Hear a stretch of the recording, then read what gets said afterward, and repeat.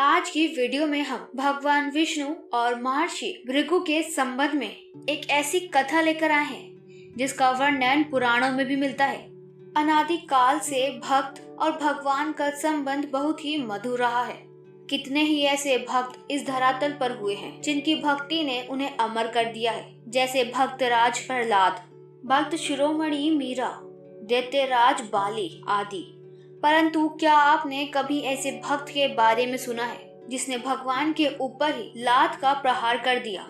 अगर नहीं तो आइए जानते हैं महर्षि भृगु और श्रीहरि विष्णु के इस प्रसंग के बारे में। महर्षि भृगु ब्रह्मा जी के मानस पुत्र थे।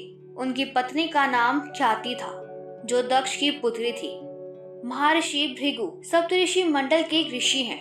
सावन और भाद्रपद में वे भगवान सूर्य के रथ पर सवार रहते हैं। एक बार की बात है, सरस्वती नदी के तट पर ऋषि मुनि एकत्रित होकर इस विषय पर चर्चा कर रहे थे कि ब्रह्मा जी, शिव जी और श्री विष्णु जी में सबसे बड़े और सर्वश्रेष्ठ कौन है। इसका कोई निष्कर्ष ना निकलता देख उन्होंने त्रिदेवों की परीक्षा लेने का निश्चय किया और ब्रह्मा जी के मानस पुत्र महर्षि भृगु को इस कार्य के लिए नियुक्त किया गया।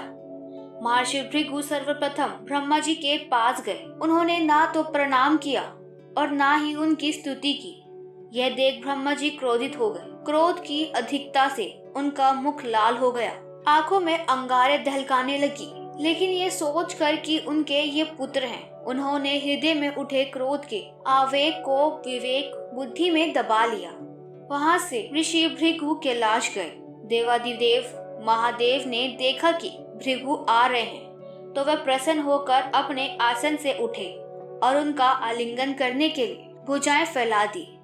किंतु उनकी परीक्षा लेने के लिए भृगु मुनि उनका आलिंगन अस्वीकार करते हुए बोले, महादेव, आप सदा वेदों और धर्म की मर्यादा का उल्लंघन करते हैं। दुष्टों और पापियों को आप जो वरदान देते हैं उनसे सृष्टि पर भयंकर संकट आ जाता है, इसलिए मैं आपका आलिंगन कदापि नहीं करूंगा। उनकी बात सुनकर भगवान शिव क्रोध से तिलमिला उठे। उन्होंने जैसे ही त्रिशूल उठाकर उन्हें मारना चाहा, वैसे ही भगवती सती ने बहुत अनुनय विनय कर किसी प्रकार से उनका क्रोध शांत किया। इसके बाद भृगु मुनि वैकुंठ लोक गए। उस समय भगवान विष्णु देवी लक्ष्मी की गोद में सिर रख कर लेटे थे।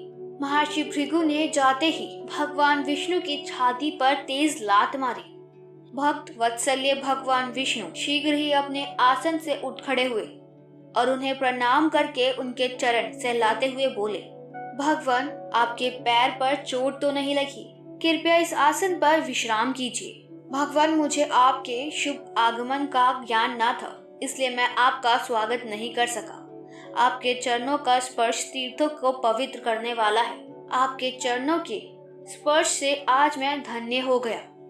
इस पर भगवान विष्णु क्रोधित नहीं हुए थे। उन्होंने ऋषि भृगु से अपनी गलती की क्षमा याचना भी मांगी। इस पर ऋषि भृगु प्रसन्न होकर गए और उन्होंने भगवान विष्णु को तीनों देवी देवताओं में सर्वश्रेष्ठ माना।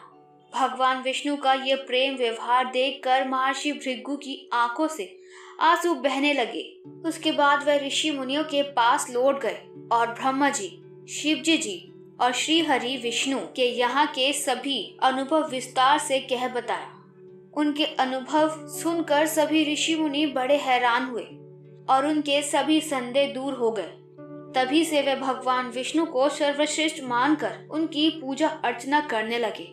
वास्तव में उन ऋषि मुनियों ने अपने लिए नहीं बल्कि मनुष्य के संदेहों को मिटाने के लिए ही ऐसी लीला रची थी।